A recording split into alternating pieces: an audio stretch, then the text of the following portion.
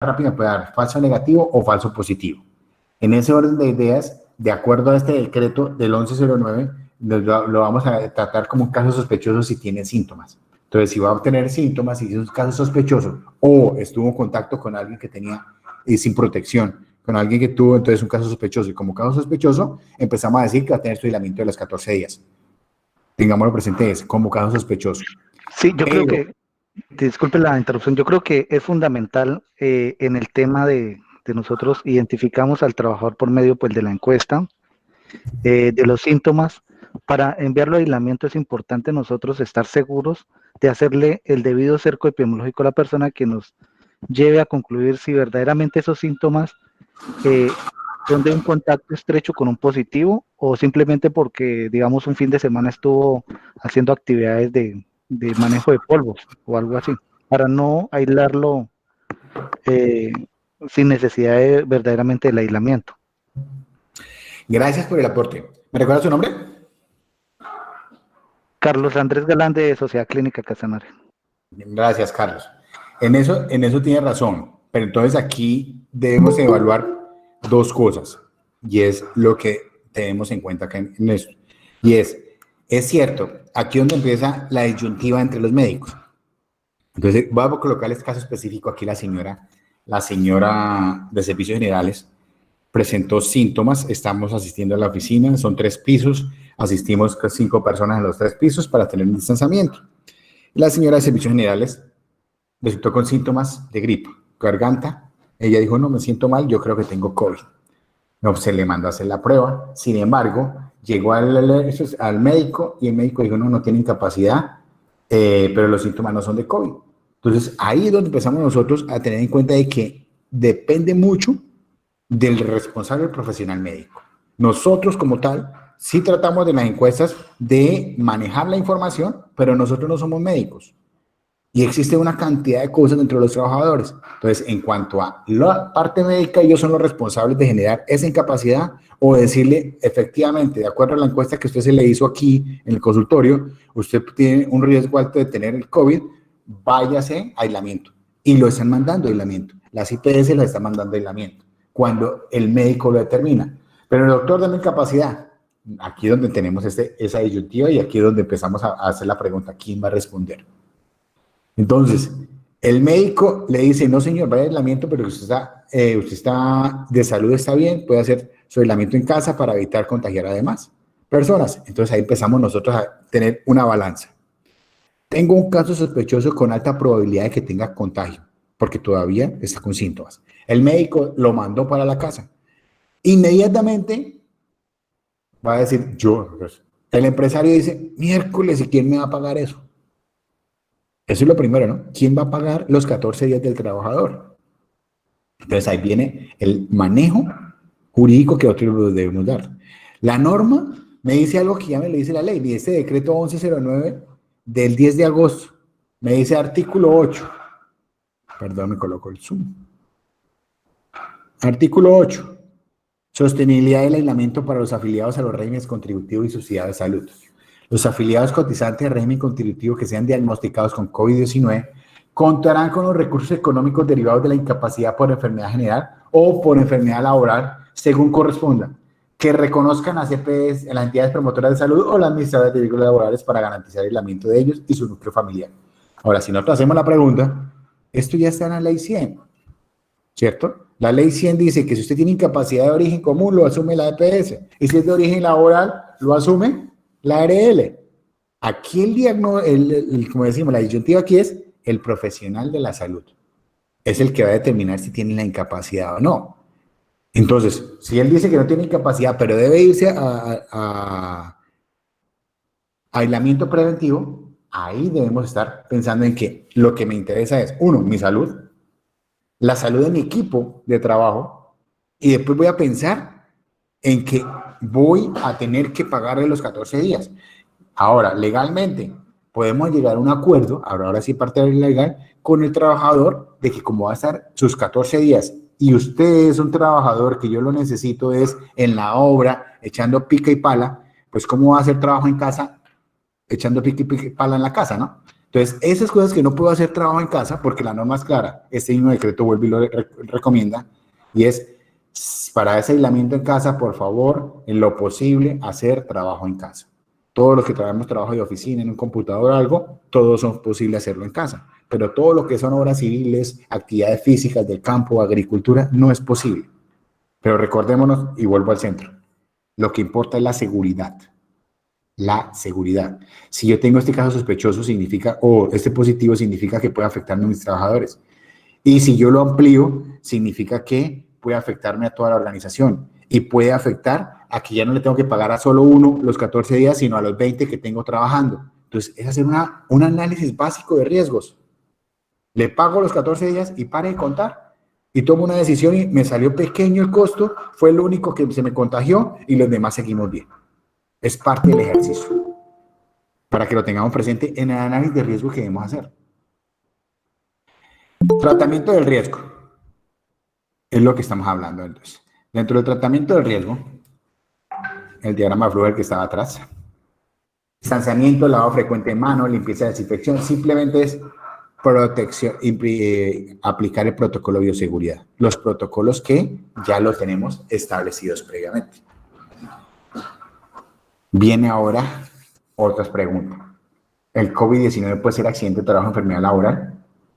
Entonces, si yo paso rápidamente esto y me devuelvo al decreto 583 de abril, donde me ordena quitar algunas obligaciones que tenía para incluirla como enfermedad directa, y me dice, respecto a los trabajadores del sector salud, incluyendo el personal administrativo, de aseo, vigilancia y de apoyo que preste servicios en las diferentes actividades de prevención y diagnóstico y atención de esta enfermedad, entonces fue incluida como una enfermedad laboral directa. En Colombia, ¿cuáles son las enfermedades laborales directas? La neumoconiosis, la silicosis. ¿Y qué significa una enfermedad laboral directa? De que llegó a una EPS y le dijeron, ¿tiene silicosis? Automáticamente dice, es de origen laboral. ¿Tiene neumoconiosis? Automáticamente dice, es enfermedad laboral. ¿Tiene COVID-19? No es automáticamente. Debe hacer una pregunta. ¿Cuál pregunta? ¿Dónde trabaja? ¿Qué actividad realiza? ¿Cuál es su actividad económica? Usted es de seguridad, sí, pero yo trabajo en ENERCA. Entonces no hace parte del sector salud, por ende, no es una actividad directa. Pero usted es de seguridad física, usted es el portero de la clínica en urgencias. Entonces sí es una enfermedad directa. Entonces, si se dan cuenta, empezamos a determinar el contexto. Ahora, vendría la pregunta. Aquí tengo las definiciones que ustedes ya manejan de enfermedad laboral y accidente de trabajo, por eso no me estoy deteniendo ahí. Ahora viene la pregunta. ¿Y los demás? ¿En qué momento podría ser enfermedad laboral? ¿Se podría llegar a convertir en enfermedad laboral? Claro que sí. Y es ahí donde nosotros debemos tener en cuenta los cercos, las encuestas, el autodiagnóstico, la matriz de riesgos identificada, si yo los tengo campamentos, cuáles son las condiciones de los campamentos, etcétera, etcétera. ¿Cuál es el cerco de aislamiento del campamento? La parte estricta que tengo para que no tenga contacto con personal externo, que si ese personal externo vino, llegó, se registró, resultó positivo, entonces significa que el personal que vino me contagió a algún trabajador y termina siendo laboral. Todo eso parte llegará en su momento en un proceso. Pero tengamos en cuenta que eso no es como dijo, alguna vez llegó un trabajador aquí, me dice, doctor, es que me van a sacar a mí de la empresa. Pero yo fui COVID, yo fui de los primeros aquí en Yopal. Y que tuve COVID, me salió positivo, mire mi prueba. Y eso es muy duro. Le dije, ¿y cómo está ahorita? Gracias a Dios, bien. Le dije, está perfecto. Y entonces, no, es que para mirar qué puedo hacer, porque a mí me dio COVID, fue en el trabajo, yo estaba en el trabajo. Le dije, pero ¿cómo está? Estoy bien. Entonces, no hay secuelas. Si no hay secuelas, pues no tiene nada que reclamar. Es una gripa, se fue. Ahora, si está en UCI, si falleció, ahí sí tenemos inconvenientes porque ya fue un posible de origen laboral que le genera una fatalidad y que me genera una pensión por riesgos laborales. Entonces, dése cuenta que hilando fino es muy complejo este entorno de riesgo laboral e enfermedad laboral y por eso colocaba la pregunta en este momento. ¿De qué momento se me puede convertir en laboral de acuerdo a la actividad económica que esté desarrollando? Entonces, dése cuenta que me dice enfermedad laboral, la contraía como resultado de la exposición a factores de riesgo inherentes a la actividad del trabajador se ha visto obligado a trabajar. Entonces, inherentes o del medio. Entonces, puede llegar a convertirse si se demuestra el nexo. Acuérdense que siempre en el derecho hablamos del nexo de causalidad. Si yo no demuestro un nexo, sí, claro, usted tiene una enfermedad y sí es de origen laboral, pero no la contrajo aquí, ¿cierto? Puede haber sido en otro lado. Entonces, todo eso es parte del ejercicio que debemos analizar. ¿Y cómo blindarnos? Teniendo una documentación adecuada. Acuérdese que el decreto 1072 de 2015 me dice que yo en seguridad y salud del trabajo, una cantidad de registros que los debo guardar por 20 años mínimo. Esto, a nivel laboral, todos estos registros que estamos hablando acá, deben ser guardados por 20 años. No significa que van a demandar los 20 años. Acuérdense que prescriben los derechos en 3 años. La norma pide 20 años para otros seguimientos adicionales de prevención. Y de acuerdo a los derechos laborales, prescriben para poder reclamar en 3 años. Para reclamar pérdida de capacidad laboral, 1 año. Entonces son cositas de detalles para que tengamos presente a la hora de hacer algunos reclamos que se nos pasan los términos. Sabe cómo blindarse con herramientas jurídicas. Entonces pasamos a tema de preguntas. Miro la hora, perdón, voy a mirar la hora.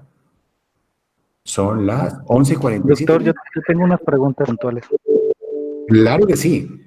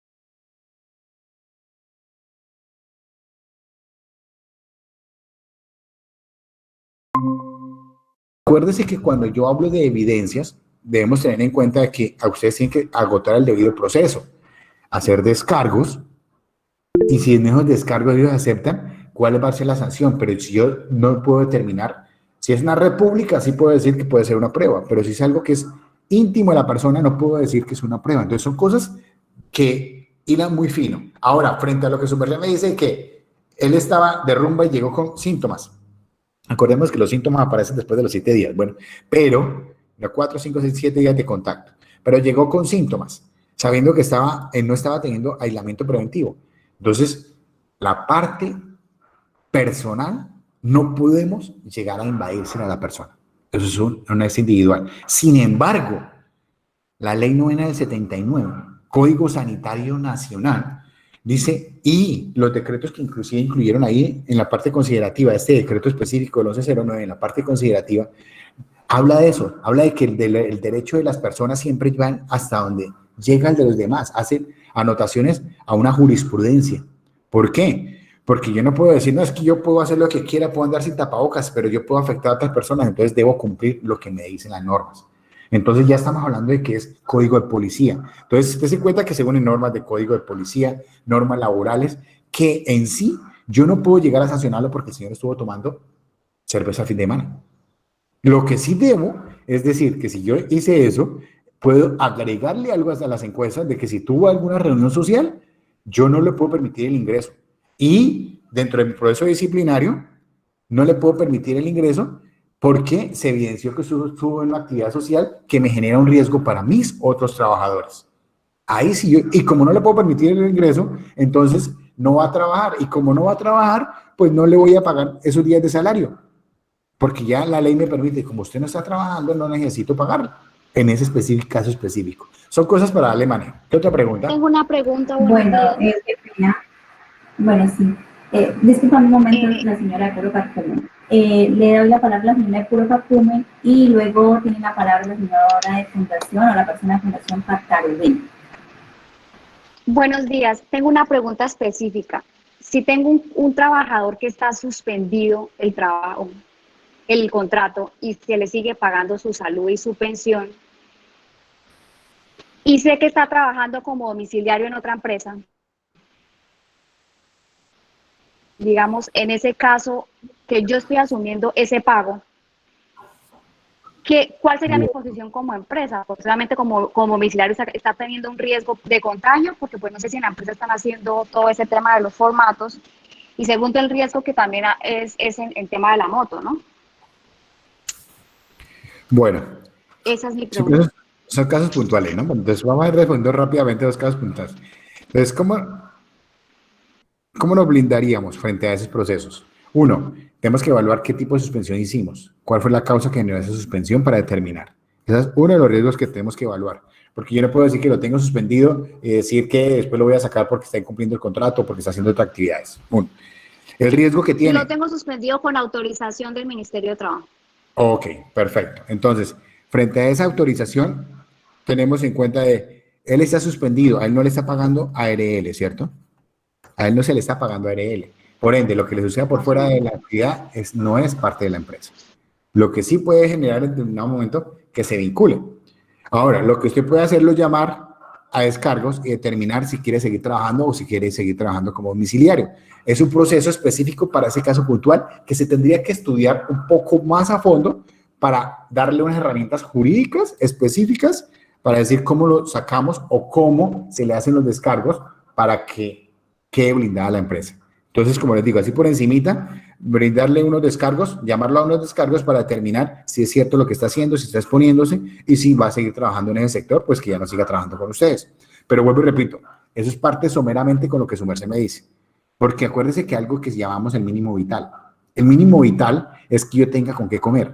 Y si yo le tengo suspendido el contrato, le estoy pagando seguridad social, pero no le estoy dando con qué comer. Y él lo que les va a decir es que usted no me está pagando y afuera yo tengo que buscar la comida.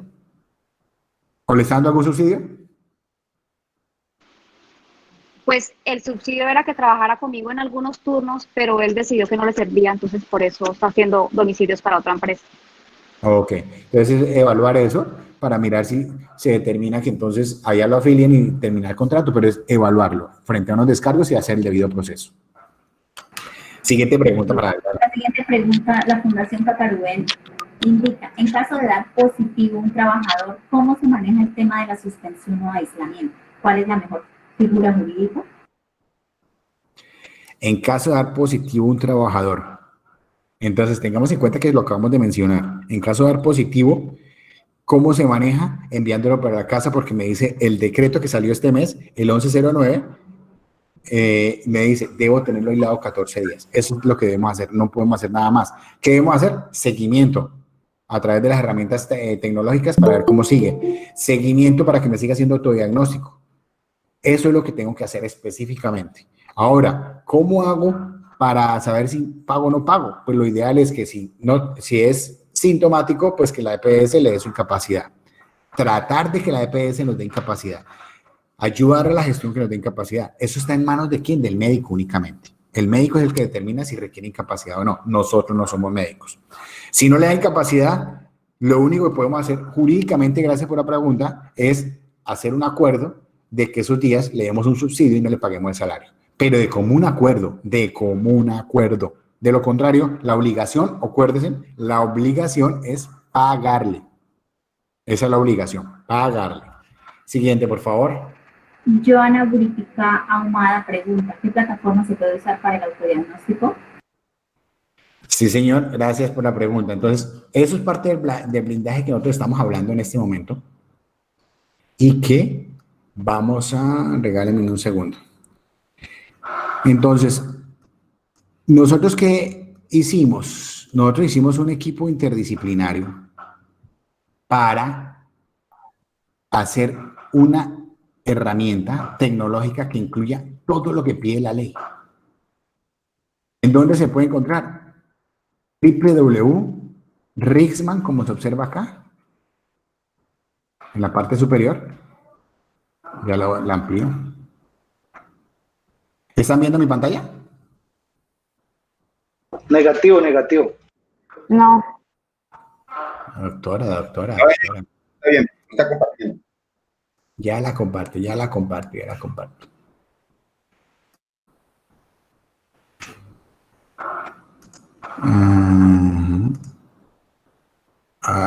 Pero eso lo estoy viendo, creo que compartí la que no era.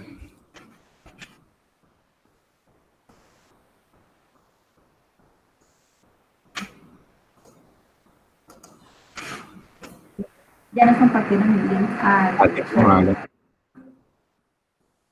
Entonces, en esa parte superior ven el nombre. Se llama así. Le dicen www.rixman.com. Ya se las voy a digitar, sin embargo. La pueden descargar en este momento, o en este momento no, ahorita más tarde porque no nos entretenemos. www.rixman.com va a ser gratuita durante un mes para todas las empresas para que puedan descargar y hacer análisis de la información. Si no les sirve, no la usan, pero va a ser gratuita durante un mes para que analicen que pueden tener su protocolo de seguridad.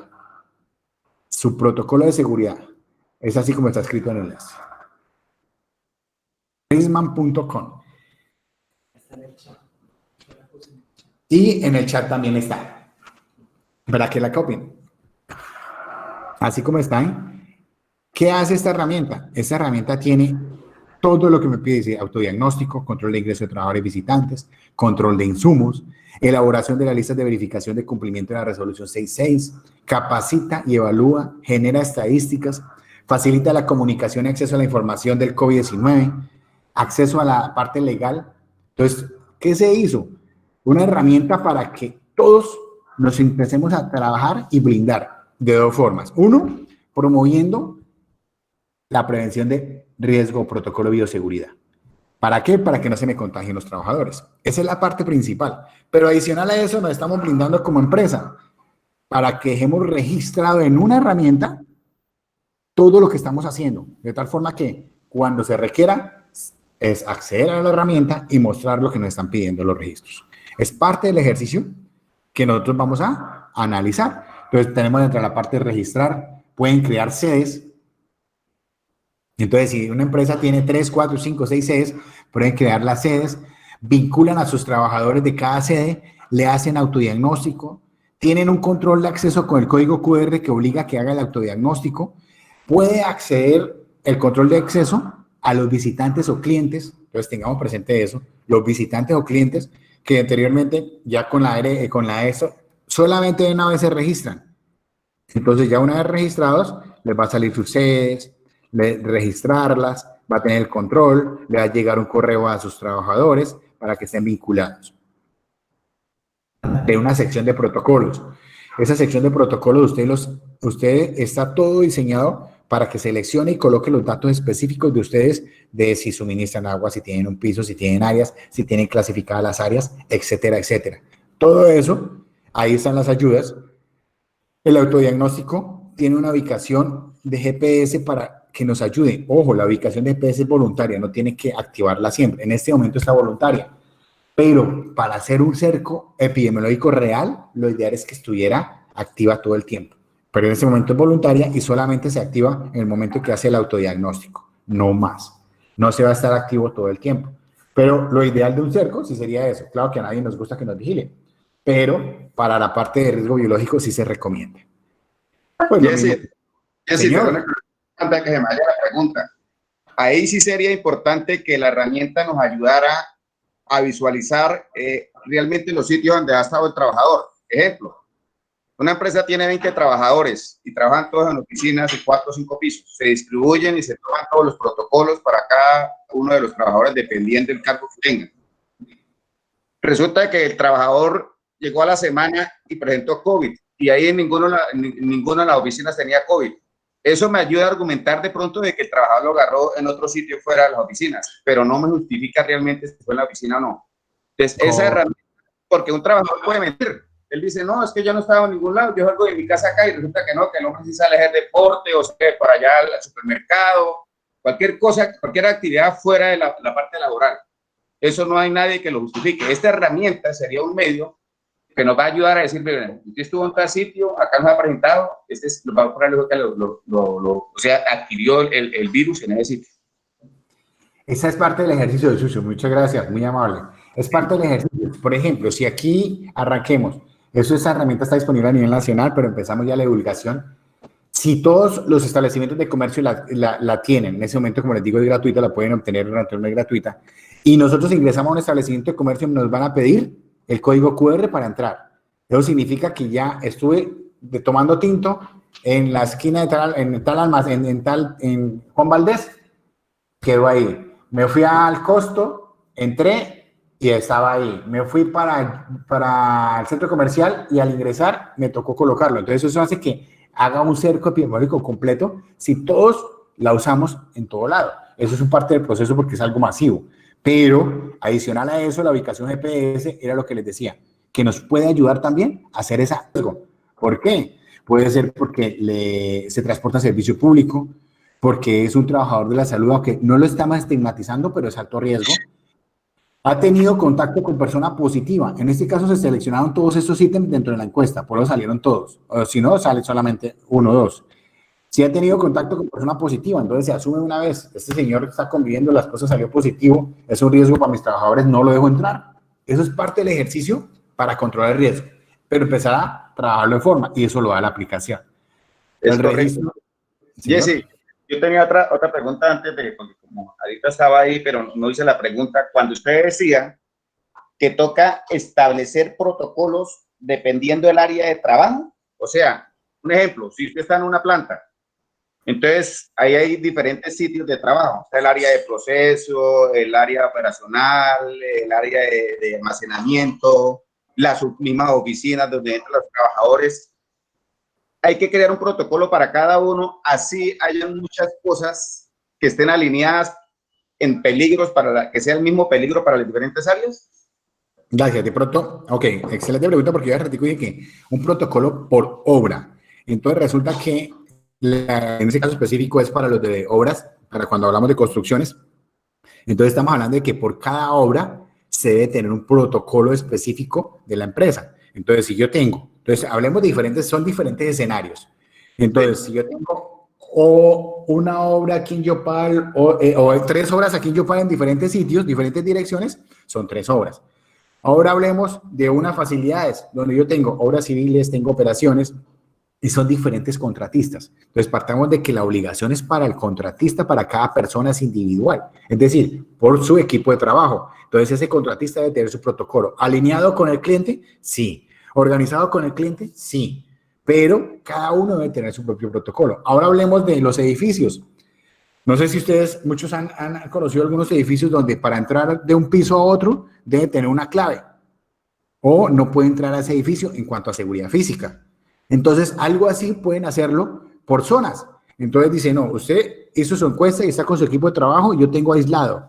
Entonces, para evitar el contacto, es decir, yo lo tengo dividido en equipos de trabajo. Entonces, son protocolos de seguridad para evitar contagio entre diferentes sectores. Entonces, si esos señores no tienen que relacionarse con ese otro equipo de trabajo, ¿para qué les permito relacionarse? Si quiere pasar allá, está este lector, pase su código QR y pase. De tal forma que ya supe que usted, tal fecha, se me pasó a este lado y contagió a las personas que estaban a este lado, por decir algo. Entonces, colocamos esas barreras, no necesariamente físicas, sino, ¿cómo le llamaríamos? Organizacionales o administrativas. ¿Para qué? Para que evitar tener contacto entre equipos de trabajo que no necesariamente deben tener contacto. Vuelvo y repito, el riesgo biológico es de lo más complejo de trabajar y manejar y contener. Entonces, lo ideal, por eso decimos, inicialmente es evitar al máximo el contacto, la socialización. Bueno, yo sí, buenas tardes. Sí, ¿con quién hablo? Yo sí, buenas tardes, hablo con Brandon. Yo sí, tengo unas preguntas puntuales ahí para aclarar. En caso de hora, si un trabajador presenta algún síntoma sospechoso de COVID, pues se tiene la decisión de que se envíe a casa, ¿sí? La persona no va a venir ahora, sino va a estar en casa. Sí. Se le realiza el seguimiento de las condiciones y se encuentra de que ya a los 3 días o al siguiente día ya la persona estuvo bien. Esos dos días que la persona estuvo en aislamiento, ¿eso los debe pagar el empleador o se tiene que buscar la incapacidad por parte de la EPS? Excelente pregunta, porque ya sea por incapacidad de la EPS o sea de la ARL, la incapacidad de la EPS y la ARL cubren 2 días después de estar incapacitado. Los 2 primeros días los cubre el empleador. Es decir, no es necesario que por esos 2 días se haga trámite alguno. ¿Por qué? Porque la EPS siempre va a cubrir a partir del 3er día. Siempre el empleador va a cubrir los primeros 2 días, sin importar el tipo de incapacidad. ¿De acuerdo? Entonces, el caso específico que me preguntan. Siguiente, por favor. Siguiente pregunta. Coordinador HS pregunta, ¿la suspensión temporal de contrato por COVID es legal? Ojo, es que la suspensión del contrato, eso es muy amplio y eso es, en términos generales podríamos decir entre comillas que es legal, entre comillas, porque es comillas, hay que estudiar el caso específico. Mucha gente suspendió contratos por encimita de, es que el cliente suspendió el contrato y por eso yo suspendo su contrato. Eso no es justa causa. Eso no es causal legal para suspender el contrato. Esas están contempladas en el Código Sustantivo del Trabajo taxativamente. Y nosotros nos debemos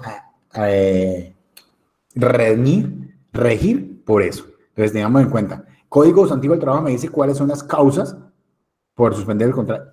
Una pandemia no es una causa. El caso fortuito sí es una causa. Entonces, muchos encausaron en el caso fortuito. Ahora va, caso fortuito, pero le suspendía un trabajador, 2 trabajadores y eran 30, o le suspendía 5, 10.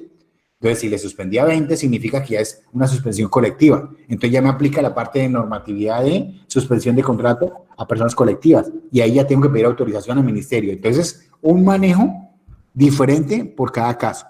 En términos generales, pero le digo, entre comillas, podríamos decir sí, siempre y cuando cumpla una cantidad de requisitos, la redacción de la suspensión y todo lo demás. Y si no, de lo contrario, pues es muy posible que nos obliguen, si lo demandan, a pagar los días que no pagó de trabajo o si va al Ministerio de Trabajo, que el Ministerio lo sancionó por no haber pedido autorización. La siguiente pregunta, talento humano. Si tengo un trabajador con posible caso de COVID-19 y para descartarlo lo envío a prueba rápida, ¿quién asume el costo de esa prueba? Excelente. Acuérdese que prevención no es costo, es inversión. Ya les di la respuesta, ¿cierto? La inversión es de parte de nosotros los empleadores.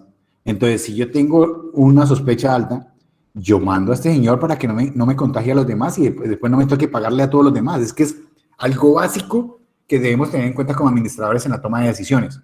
Que no podemos decir que por economizar unos centavos gastemos una cantidad de pesos. Eso es algo de lo que tenemos que tener en cuenta. ¿Quién lo tiene que asumir? El empleador. El empleador tiene que asumir esa prueba y es el que inicialmente, acuérdense que la prueba rápida, inclusive la tomamos en muchas partes, la piden para poder continuar o reanudar labores. Pero es porque debemos cuidarnos a nosotros, a las personas que trabajan con nosotros, a nuestra familia, y todo lo que sea prevención es inversión. Acuérdense de eso siempre. Inversión. Siguiente. Andrea Costa Salamanca pregunta, ¿cuáles son las recomendaciones para el manejo de contratistas? ¿Qué debo exigir? ¿La responsabilidad solidaria aplica como normalmente pasa para este caso de COVID-19? Doctora, qué pena. La responsabilidad solidaria aplica, pero ahí para atrás no entendí. ¿Cuáles son las recomendaciones para el manejo de contratistas? ¿Qué debo exigir? ¿La responsabilidad solidaria aplica como normalmente para este caso COVID-19? Gracias, señora. Entonces, contratistas. Entonces, tengan en cuenta que los contratistas los dividen en varias partes dentro de la legislación colombiana. Los contratistas, nuestro argot aquí, muchos tenemos de que el contratista es otra empresa que trabaja para mi empresa. Eso es un contratista. En la legislación laboral le dicen contratista, el contrato de prestación de servicios en el sector privado, le dicen también contratista. Entonces, dentro de este proceso, siempre, para los dos casos, va a haber una responsabilidad solidaria. ¿Por qué? Porque yo debo tener en cuenta que, pero además de la responsabilidad solidaria, vuelvo y repito, es la prevención de riesgos hacia nuestros empleados. Y es cómo controlo que el contratista esté cumpliendo, que el contratista llegue al sitio, que el contratista esté ejerciendo, desarrollando todos estos protocolos de bioseguridad. Entonces ahí es donde entra la necesidad de tener una herramienta tecnológica para controlar a esos contratistas. ¿Cómo van a ingresar? Sí, tiene ya la aplicación, se registró, venga su código QR, empezamos a terminar el diagnóstico. Aquí me aparece que usted es alto. ¿Por qué es alto? Háblese con el coordinador y empezamos a hacer seguimiento de una trazabilidad específica para cada uno. ¿Ya los capacitaron? Sí, aquí está la capacitación. Ya tienen la alerta, cada 2 horas está lavándose las manos, tienen el sitio. Ustedes tienen que hacer una auditoría. Acuérdense que eso hace parte del sistema de gestión de seguridad y salud en el trabajo. Entonces, es igual a como se venía manejando. Parte del sistema de gestión de seguridad y salud del trabajo, prevenir enfermedades laborales, prevenir accidentes de trabajo. ¿Qué debemos hacer? Cumpla la ley, empresa contratista, si quiere seguir trabajando acá. Siguiente, por favor. Buenas Pregunta. Buenas. ¿Cómo se registra un trabajador sospechoso de COVID en la planilla de seguridad social? A la señora de la ñapa ya le doy la palabra. Me repite la pregunta, no escuché nada.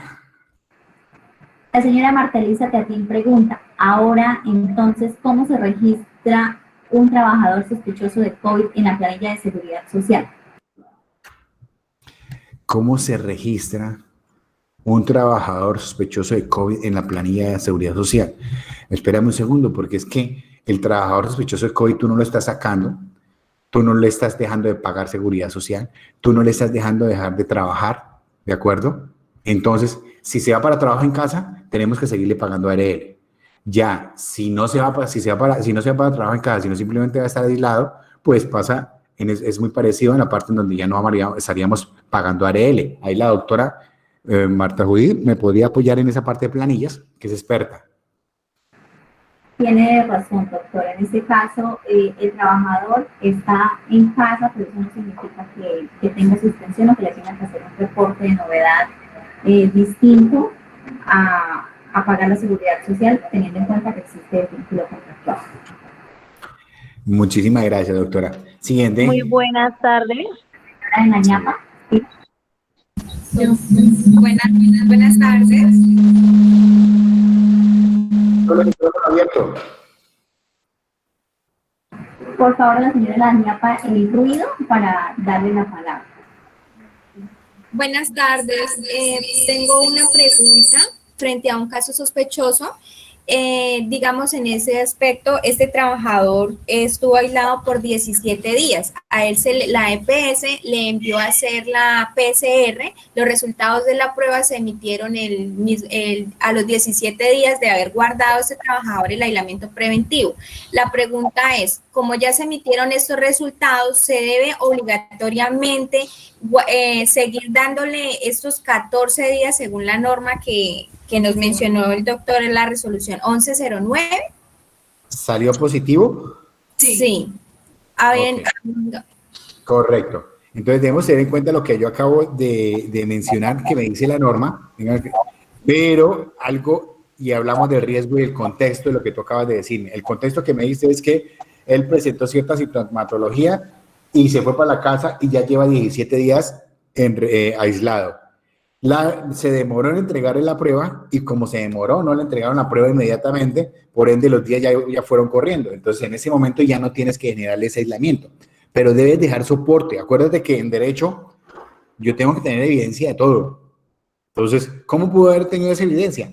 A futuro, con la aplicación tú puedes tener la evidencia de a partir de tal día está en tal sitio y empieza a hacer su autodiagnóstico en la casa y todos los días su autodiagnóstico con el GPS y la ubicación de la casa y hace un seguimiento completo de que ese señor estuvo todo ese tiempo aislado en esa actividad. De lo contrario, pues a futuro, ahorita ya no le pasó nada, no va a pasar nada, gracias a Dios. ¿Por qué? Porque él ya salió no generó ninguna incapacidad, no fue fatalidad, entonces no va a pasar nada más. porque ya fue, como le dije hace un momento, ya fue una gripa, no tiene secuelas y sigue la vida. Pero en sí es para tener en cuenta. Ok. La Doctor. señora, Por favor, para hacer una pregunta. Sí. permítame un segundo, señor Rosa, ya le doy la palabra. Pregunta Diana Cubides, el proceso normal del sistema de gestión, ¿cómo se da manejo a la investigación de esta posible enfermedad laboral, accidente según su origen y tipo de trabajador con su actividad? Bueno, excelente pregunta, bastante compleja, ¿no, Diana? ¿Por qué? ¿Por qué? Porque no es tan compleja si nos vamos a la legislación. La legislación primero me dice, debo reportar todo posible. ¿Cuánto tiempo tengo para reportar el accidente de trabajo? Tengo 2 días. ¿Cuánto tiempo para reportar la enfermedad laboral? Tengo 2 días. Pero para la enfermedad laboral me dice el decreto 1295, tiene 2 días después de diagnosticada la enfermedad laboral. Ahí está el detalle. Diagnosticada la enfermedad laboral. Si lo que tenemos es COVID y es de una IPS o un vigilante o alguien del sector que es catalogada como directa, la reportamos. A partir de ese instante, contamos los 2 días para reportarla, ¿cierto? Una vez reportada, comenzamos con la 1401 del 2007, la 1401 del 2007, el proceso de investigación común y corriente para determinar. Entonces, aquí, clave, todos estos reportes que les acabo de decir para la investigación, para hacer el cerco epidemiológico, dónde estuvo, sí, en este momento este señor estuvo esos 15 días aquí trabajando continuamente, o como pasó que se hizo una IPS a nivel nacional donde se determinó que el médico vino de viaje de Brasil, vino contagiado y terminó contagiando a todos los demás compañeros. Entonces, parte de eso para determinar el origen, como decíamos, para reportarlo. Pero yo hago investigación como, tengamos en cuenta 2 cosas, una obligación de investigación de incidente o accidente es legal. Una investigación de accidente mortal es obligatoria. Una investigación de una enfermedad laboral es obligatoria. Una enfermedad de y reportarla. Ahora, la investigación de los incidentes o los casi accidentes también es obligatoria, pero debe tener un registro interno propio. Entonces, todo eso me lo dice la 1401, que de pronto no lo tenemos en cuenta y no investigamos los casi accidentes o los incidentes que no presentaron lesión. Todo eso hace parte del proceso, solamente que no se reportan en la ARL. Entonces, en términos generales, si es enfermedad, investigarse de acuerdo a esa resolución. Siguiente, por favor. Tiene la palabra el señor Alexander de la Llama. Muchísimas gracias, muy buen día. Para el caso del personal de salud, efectivamente hay diversas áreas dentro de las entidades de salud.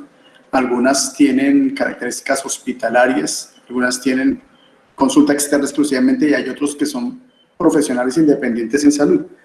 Algunos profesionales independientes, ¿sí?, que son la persona exclusivamente en su consultorio, tienen personal administrativo que no tiene contacto con paciente alguno. O en el caso de las droguerías, tienen vendedores en esas droguerías. Y quisiera hacer esta pregunta puntual. ¿Qué tratamiento da el decreto sobre estas personas que tienen cargas administrativas? Por ejemplo, el expendedor o la persona que atiende en la droguería, el vendedor ahí detrás del demostrador vendiendo en la droguería, él es tomado como personal de salud, o esa persona administrativa de profesional independiente que lleva ciertos registros asistenciales, etcétera, maneja contabilidad, etcétera, también son tomados como personal de salud para desarrollar el debido proceso con ellos en la administración del riesgo biológico que tendríamos eventualmente con ellos. Gracias por la pregunta. Entonces, digamos que son actividades conexas a la prestación de servicio. En primera oportunidad, si el caso, por ejemplo, aquí que conozco aquí particularmente, ya sea hospital o clínica, tienen su propia farmacia y entregan sus medicamentos, es parte del equipo de trabajo de la clínica y está en el entorno. El contexto es ese. Si yo hablo de una droguería, él no estaría cubierto. Gracias, por favor, cierre el micrófono. Si hablamos de una droguería, él no estaría cubierto. Tengámoslo presente. Él no estaría cubierto como enfermedad directa. Podría adquirirlo porque estaba atendiendo al público y otra cantidad de cosas de que dice sí pudo haber sido de origen laboral, pero el de la droguería no es enfermedad directa. Ahora, la persona de administración, colocamos la IPS, la señora que da las citas, la señora, ella es parte de una actividad conexa y ella sí se reportaría como trámite directo y la ARL debería inicialmente darle trámite directo. Ya después la ARL sería encargada de desvirtuar lo contrario. Gracias. La siguiente pregunta es de ElectriExpress. Si los trabajadores en sus horas después de terminar labores en la empresa salen a hacer otras actividades laborales y además no usan tapabocas, se puede anexar una cláusula en el contrato que si se contagia fuera de la empresa no se responde. Si se contagia fuera de la empresa no se responde. Bueno, buen punto. Resulta que aquí es probatorio. ¿Yo cómo voy a demostrar que el señor se contagió fuera de la empresa? Entonces, digamos que se puede colocar en proceso disciplinario, pero eso se sale del marco de la parte laboral. Entonces, me queda muy difícil controlar esa parte. Y como me queda muy difícil, plasmarlo dentro de parte del reglamento interno de trabajo es como ir invadiendo un poco más allá su privacidad. Y con una tutela nos tumban esa parte del reglamento, porque estamos invadiendo la privacidad de ese momento de la persona. Aunque, como les decía, también está afectando a los trabajadores. Lo que podemos es establecer unos protocolos, dentro del protocolo, unas condiciones específicas de acceso, de que si se evidencia, como les decía hace un momento en la anterior pregunta, si se evidencia que tuvo contacto con otros grupos de trabajo el fin de semana, si se evidencia, ya sea por redes sociales o por alguno de esos, o por testigos de que tuvo contacto con grupos evidenciados, de que estuvo en actividades sociales que pudieran afectar el bienestar de los demás trabajadores, pues no se le permite el acceso, vuelvo y repito. Y como no se le permite el acceso, pues entonces él no va a trabajar y por ende no se le va a pagar. Pero ojo, eso hay que saberlo manejar, redactar para que quede legal y si no parece que estuviéramos generándole un acoso laboral o algo por el estilo. Tengamos cuidado con eso. La siguiente pregunta Buenas tardes. Perdón, discúlpame, ya te doy la palabra. La siguiente pregunta es de Jacqueline Álvarez Cabello. Dice, un empleado informa que tiene en su casa sospechosos de COVID. Lo enviamos a aislamiento, pero no quiere llamar a la EPS para realizarse la prueba. En casa viven 7 personas. ¿Qué hago con mi empleado? Bueno, tengamos en cuenta que dentro de lo que nosotros dijimos que era sospechoso, debemos también reportar, una cosa es ser sospechoso, nosotros a la EPS debemos reportar los casos positivos, pero si el caso sospechoso, a ver, replanteo, trabajador, casa, familia, 7 personas, ¿el caso sospechoso es él, doctora, me repite, o es la familia? Es la familia, un familiar del trabajador. El caso sospechoso es el familiar del trabajador. Y el trabajador debe reportar, buena pregunta. Nosotros podemos aportar, tengamos en cuenta que nosotros como personas jurídicas o personas naturales, donde consideremos que hay un caso sospechoso que puede afectar la salud pública, podemos reportarlo nosotros mismos.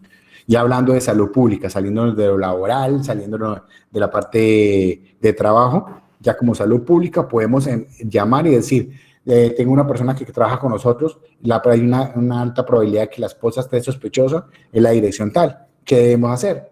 Hay reportarlo. Entonces, darle esa información a la Secretaría de Salud para que, aunque está saturada, mire a ver qué podríamos apoyarnos. Pero sí, en lo posible, es parte del protocolo de la empresa decirle, y nosotros lo colocamos dentro de los protocolos, la obligación del trabajador, reportar. Es obligación reportar, pero aquí en la empresa. Y la empresa reportarlo a la secretaría. En ese caso, como es de la familia, no es del trabajador, entonces es apoyar en esa parte. Jessy, pero ahí dentro del cuestionario existe la pregunta precisamente que si hay alguno de su familia que haya publicación. Entonces, él lo debe manifestar ahí en ese momento, porque ante no lo manifiesta, está ocultando, pues, no sé si pruebas, ¿cómo se llamará eso en la parte laboral? Sí, pero sí, Chucho, pero la parte de la que le entendía a ella es que el muchacho no quiere reportarlo a la secretaría, comunicarlo a la secretaría, pero la obligación es reportar los positivos para la Secretaría de Salud. Es correcto. ¿De acuerdo? Sí, señor. La señora sorprendía mi Hola, buenas tardes. Es mi hijo. Muy buenas tardes, doctor Jesse, ¿cómo está? Mire, yo tengo una serie de preguntas, a ver No, si me saca un poquito de dudas sobre la parte del sector comercial, ¿sí? Es muy buena, está excelente la capacitación, obviamente solo como más a las empresas como tal, pero en el sector comercial vemos algo muy distinto. Yo lo hablo desde el punto de vista siendo un ciudadano común del corriente, que lo que hizo usted, visito todo tipo de establecimiento y teniendo un establecimiento de peluquería, la manera de controlarlo. Entonces, es muy difícil la conciencia del ser humano como tal, ¿sí? Entonces, bueno, lo de la aplicación ya miraríamos, pero estamos haciendo el registro de las personas. Muchos clientes, perdemos muchos clientes porque es literal. Mira, no te quites el tapabocas, ¿puedes dejar de tomar la temperatura? No. Y te van. Mira, es que puedes apuntar los datos aquí. No. Y si uno les quiere como hacer un seguimiento, se ponen bravísimos. Entonces, perdemos clientela. El negocio va para abajo, el arrendatario no rebaja un peso, los servicios no dejan de correr, entonces es una cosa tan difícil, el cliente no quiere nada, la verdad la gente dice, ay, ustedes que tanto joden, si todo el sí, mundo hace lo que se le da la gana. Es muy duro lidiar con la cultura ciudadana en el sector comercial. Para las empresas yo veo que es mucho más aplicable porque hay un gerente, un administrador, un supervisor XY que tiene un control y la gente se somete a eso, pero en el sector público no, en el sector comercial, perdón, y lo mismo colaborador de uno, entonces la chica que le ayuda a uno a hacer las uñas, eso, no, es difícil que se registren, se ponen bravos, uno les manda a lavar la mano, aunque bueno, son muy conscientes en el lavado de manos después de atención de cada esto, pero ellos no quieren llenar papeles. Entonces le toca a uno, fulanita de tal se lavó las manos, hiciste el aseo cada 2 horas, bueno, ahí se barre después de cada corte, pero pues se coloca que cada 2 horas. Entonces es muy difícil, y en ese caso uno, digamos, yo digo, uno tiene un local de 4x4 y paga una millonada, bueno, es terrible esa situación. ¿Qué pasa si un trabajador resulta con COVID? Y para hacer el diagnóstico, lo que tú dices, ¿de dónde si la gente casualmente escribe los datos ahí y ni se entienden los garabatos que escriben? O sea, es dificilísimo. ¿Y qué tal, digamos, un trabajador de esos se enteren, empezando que también ahí no se maneja el pago de la seguridad social, Mido, porque no sé, en el caso de nosotros, ellos se llevan el 50 y el 60% de lo que hacen y no ponen ni una cuchilla. Entonces es muy duro. Entonces uno les exige la seguridad, pero entonces también se van. Bueno, es una cosa terrible, la verdad. ¿Cómo hago yo si un trabajador pasa eso? Y ellos están muy al pendiente. Entonces, ¿qué tal vayan y le manden a uno por una situación de que alguno, Dios no permita, llega a tener algún fallecimiento? O algún cliente que estuvo dentro del local de uno tuvo un fallecimiento, digamos, me aterra ver esta situación siendo consciente que realmente nadie lo cumple y que caso tal llegue a pasar en mi establecimiento, ¿yo qué debo hacer? O sea, ¿cuál sería mi responsabilidad como empleador y cuál sería la del colaborador que no tiene cuidado? Porque lo que hablan de las reuniones sociales, la verdad, ellos se reúnen en todo lado, o sea, eso es difícil, nadie respeta nada, uno sabe que en la casa estuvieron tomando el fin de semana, o que llegan ahí, sí, ahorita nos vamos de rumba a reunirnos en la casa, no sé quién, o sea, cargo, o sea, la verdad, la conciencia en absoluto, mío. Y yo incluso tengo un bebé, yo digo, mire que mi bebé, o se me van los 2 colaboradores que tengo, y me toca cerrar y ni siquiera hacer lo de la papa diaria, o me hago la de la oreja gocha, porque pues definitivamente yo sé que se reúnen. Entonces, ¿usted qué me puede asesorar ahí, mío? Porque yo sí estoy aterrorizada con el tema, porque eso se puede volver un negocio, el tema de que si alguien se muere, hay alguna demanda. Tengamos en cuenta varias cosas. Uno, esto aplica para el sector comercial, para todas las actividades, ¿de acuerdo? Por eso, inclusive, los protocolos, la relación laboral, sí, como les digo, no ha cambiado en absoluto. Entonces, tienen que tener en cuenta la relación laboral que se tenga. Si lo que ustedes tienen es un alquiler del espacio, es diferente a una relación laboral, eso lo tienen que empezar a definir. ¿Qué tipo de relación tiene usted con sus colaboradores o con la gente que trabaja en sociedad? Esa es una parte. Dos, en la parte de bioseguridad, la para almacenes, si se dieron cuenta de ese decreto, el decreto, ahorita me pasó el dato, el 10091, y el otro, el 1026, si no estoy mal, me dice ya que debe ser exigible que un control estricto del ingreso del personal. Entonces, ese control estricto, como usted dice, si yo llego y escribo unos garabatos que por decir que se está llevando un control, pero no sirve para nada, esa es la literal. Exacto, y no sirve para saber si sí estuvo ahí o no estuvo ahí. Entonces, dentro del proceso, no es por eso, pero la idea es que utilicen así gratuitamente y motiven a la gente a que se inscriba y que le dicen, como son clientes, le dicen, mire, se escribe una sola vez y nunca más vuelve a inscribirse porque solo muestra el código QR y ya lo pasamos y lo estamos atendiendo. Entonces ya empezamos a tener unas facilidades con las ayudas tecnológicas. Sí, ahora, la parte de bioseguridad, usted debe establecer unos protocolos con sus empleados en cuanto a distanciamiento, con sus empleados, o sus colaboradores, o sus socios, con el distanciamiento y el uso de elementos de protección. ¿Por qué? Porque usted sobreentiende de que ellos van a tener, inclusive los clientes, usted no sabe el cliente qué estuvo haciendo el fin de semana. Entonces, Exacto, total, no, digamos, ellos sí se ponen su tapabocas, su máscara, sus cosas, esto, pero igual uno sabe que en cualquier momento se toman un tinto o fueron a comer la empanada de helado y se quitaron el tapabocas. Entonces uno dice, y están tocando todo, entonces yo echo alcohol, a mí me parece una loca, pero pues yo lo hago, echo alcohol a toda hora estoy limpiando, porque uno sabe que, o sea, es difícil que pasen 24/7 o de las 8 horas o 9 horas que pasamos ahí, que no se quiten el tapabocas. Y usted se sale, ellos se lo quitan. Y muchos clientes entran también y uno, por favor, ponte el tapabocas. Y uno así todo meloso, casi lambiéndolo. Ay, por favor, y mira. Y hay unos que literalmente se van. Ay, qué fastidio, y se van. Entonces, eso es lo que yo voy, digamos, al caso de conciencia, que es como difícil. ya para terminar ese tema ahí, entonces la idea es que tengamos en cuenta que a nivel comercial es igual que con las empresas, todos debemos cumplir. Y por eso hicieron énfasis en que a nivel comercial deben registrar todo el mundo. Es parte del ejercicio y que tú debes tener en cuenta para que se mantenga el distanciamiento y el uso de PPP entre tus colaboradores, evitando al máximo porque no sabemos dónde más pudieron estar. ¿Vale? Muchas gracias. Siguiente. Carmenza Rodríguez. Cuando un trabajador tiene un accidente dentro del ejercicio de sus actividades, ejemplo, caída al mismo nivel, o no desea ir a urgencias porque el trabajador informa temor por el contagio de COVID en estos centros de atención, hospital, clínica, ¿qué hacer como empresa? A ver, el trabajador sufre un accidente, tiene una lesión, dice, pero yo no voy a la clínica porque me pueden contagiar el COVID.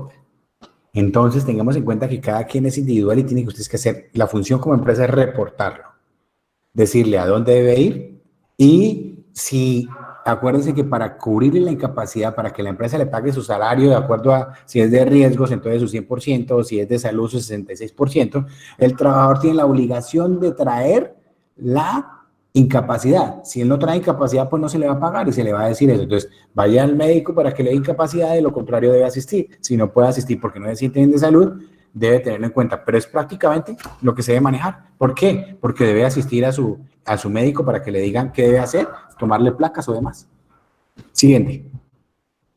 Dice Paola Montaña. Buen día. Si se presenta un caso positivo ejecutando trabajo en casa, ¿al igual se debe reportar como laboral? ¿Cómo se controlan los días no laborales?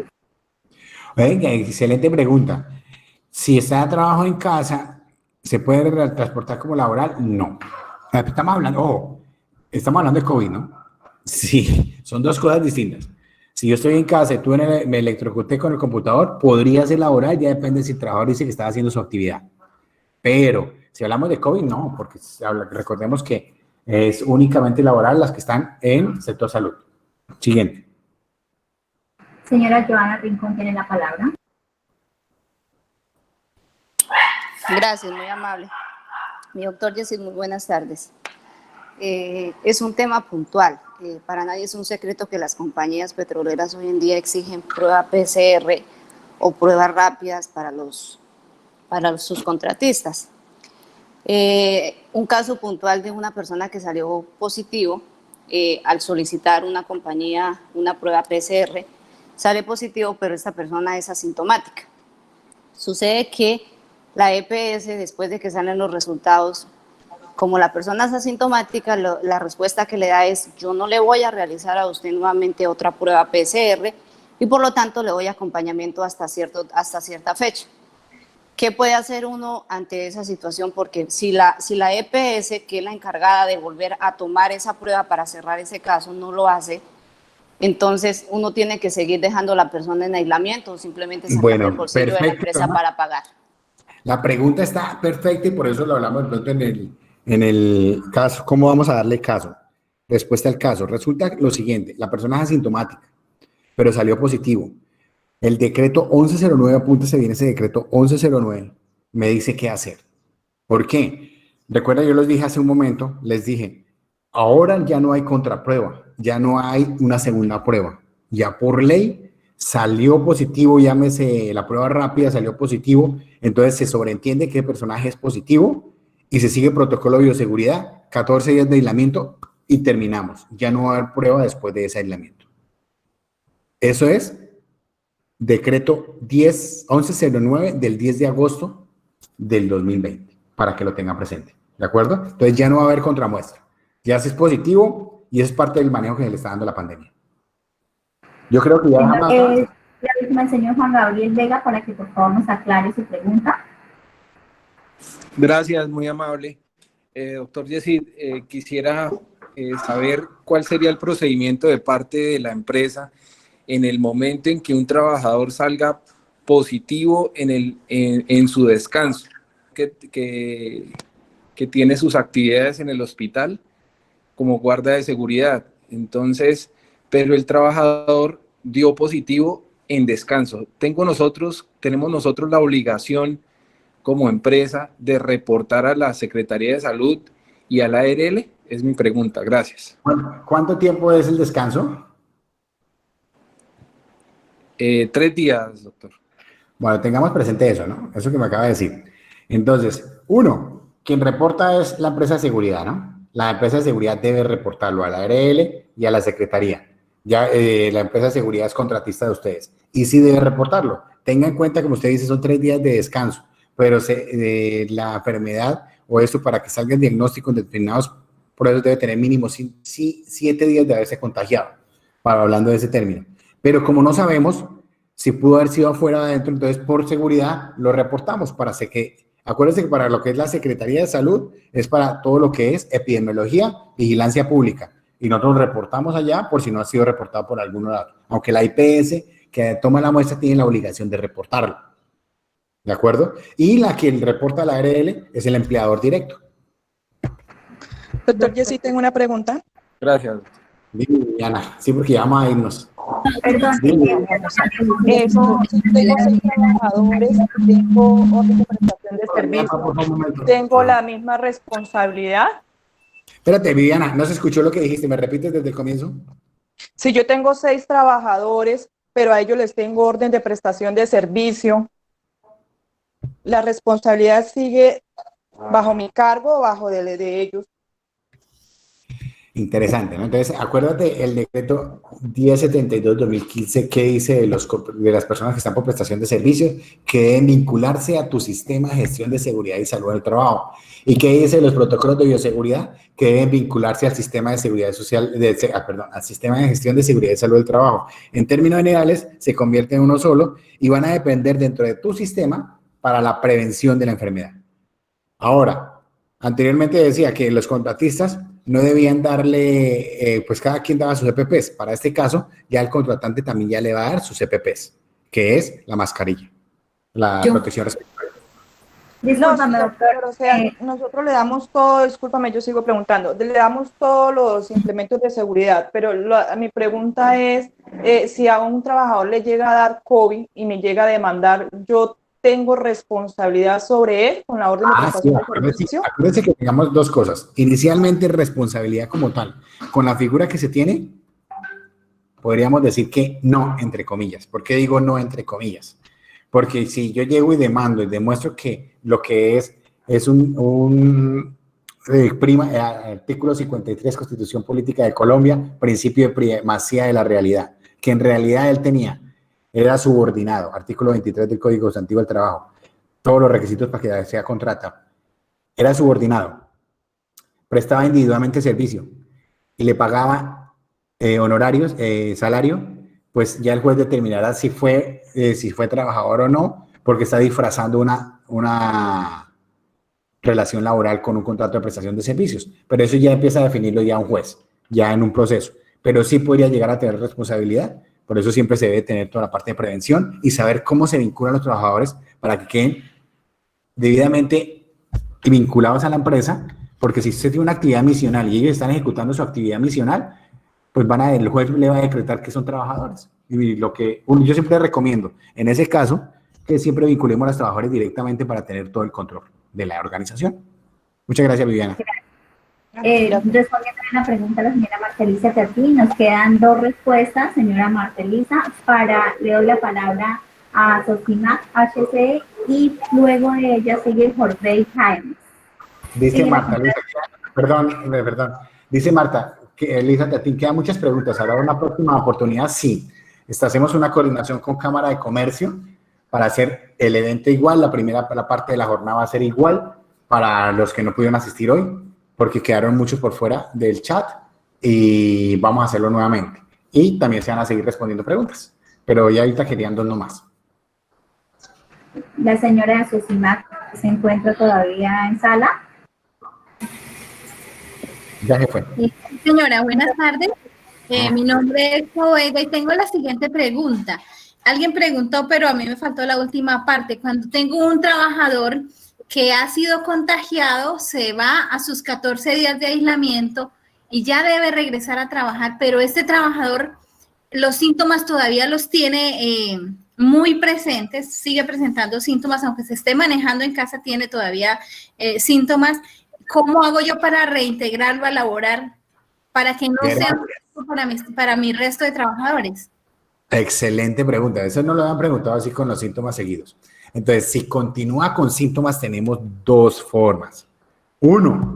Tengamos en cuenta, el autodiagnóstico. Si yo tengo síntomas dentro de mi protocolo de bioseguridad, estamos hablando de que yo tengo un autodiagnóstico, me sale alto porque tengo todos los síntomas, en la aplicación me sale alto y digo, uy, este señor no va a entrar. Este señor no entra porque eso. Y adicional sigue con los síntomas y lo tengo presente porque lo tengo 14 días. Adicional a eso, visita al médico, ya sea de la EPS o que la empresa tenga su propio médico ocupacional para minimizar pérdidas, gastos y demás. Uno paga para que el médico le diga, no, preferiblemente en casa. Ya tenemos un diagnóstico médico. Acuérdense que nosotros no somos médicos y decimos la parte legal. Pero si yo veo que una persona tiene los síntomas exacerbados, pues yo no lo voy a dejar que me contamine, que me contagie a mis otros trabajadores, que eso me va a generar también pérdidas. Entonces tengamos en cuenta eso. Gracias por la pregunta. Jessy, pero usted decía hace un rato que de acuerdo al 1109, únicamente, no sé. Se le fue el sonido. Bueno, tiene la palabra el señor Jorge Jaime.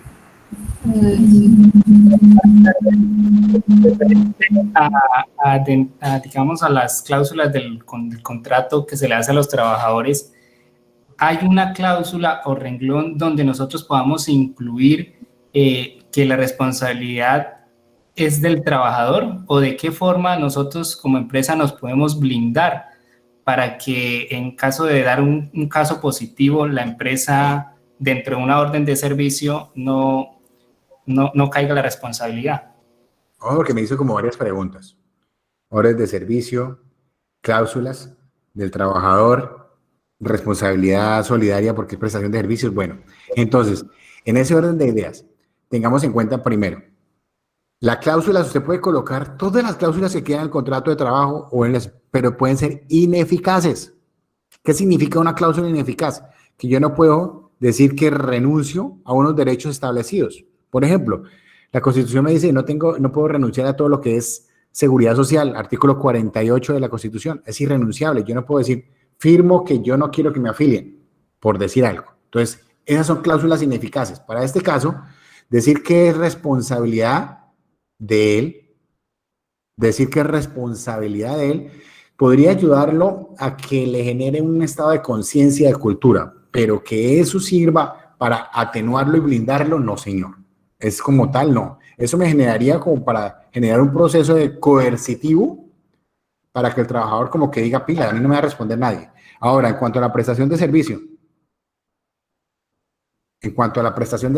tengamos presente eso. La prestación de servicio, si no hay vínculo o relación laboral, debemos tener presente que esa prestación del servicio no genera relación laboral y en teoría no habría ninguna responsabilidad. Pero es dependiendo de lo que les digo, el tipo de contrato de prestación de servicio. Si está realizando una actividad misional de la empresa, es aún un poco más profundo. Entonces, ¿cómo nos brindamos? Aplicando protocolo de bioseguridad y dejando registros.